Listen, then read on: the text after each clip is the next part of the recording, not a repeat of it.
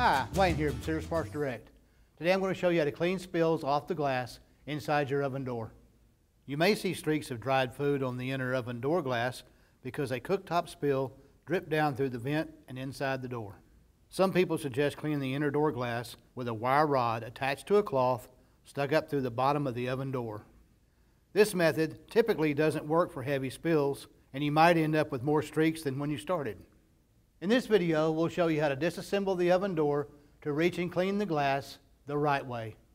You'll need a Phillips screwdriver, slot screwdriver, nut driver, work gloves, glass cleaner, a scraper, and cleaning cloths. You'll also need padding such as towels on a flat work surface to avoid scratching the outer door. Allow the oven to cool if it's still hot.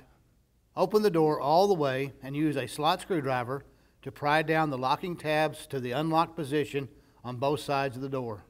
Partially close the door to the broil stop position, which is about 1/4 open.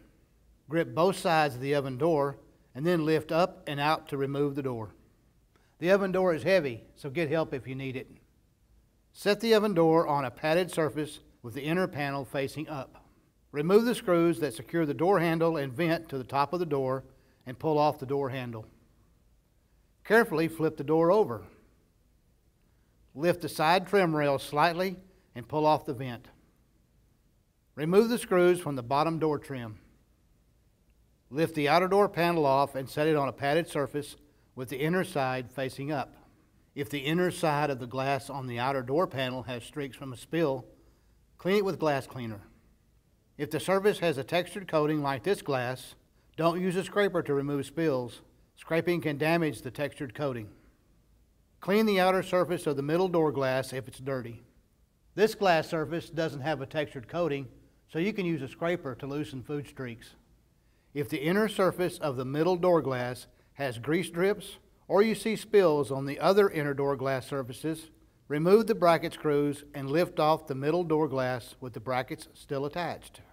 Set the middle door glass and bracket on a padded surface and clean the inner surface. Clean the outer surface of the inner door glass if it's dirty. The inner door glass on this range has double panes of glass. If the inner surfaces of the inner door glass are dirty, flip the door over and remove the door hinge screws. Lift the door and move the door hinges out of the way. Flip the oven door back over and remove the heat shield screws and lift the heat shield off. Lift the glass to access the last glass surface layers and clean them thoroughly.